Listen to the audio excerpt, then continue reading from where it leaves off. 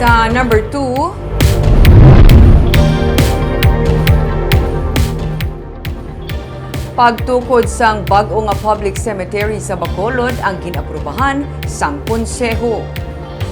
Overcrowded na ang burgo sa public cemetery gani sang Disyembre 2020, ginpasiradaan ini sang syudad santo sa rekomendasyon sang City Health Office kag General Services Office. Manugpuno naman ang patyo sa Barangay Granada kag Handumanan sunod kay Councilor Tadi Saison. Gani kahapon giluso niya ang pagtukod sa panibag-o nga public cemetery sa syudad nga mayorya naman nga ginaprubahan sang katapos ng sangguniang panlungsod. Ginahinyo man sang konseho kay Mayor Albi Benitez nga magpatud sang lugar sa norte nga bahin sa Bacolod para sa bag-o nga patyo.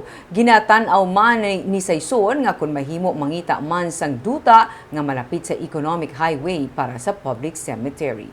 Either there is somewhere sa Vista Alegre, kag Estefania, kaya lagpad pa man ang duta da, tapos with the new economic highway nga malabay da, ma-free up guro around 2,000 to 3,000 hectares ang duta dira ang area. No, so basic pa lang may makita man tada nga magbaligya nga reasonable man la presyo.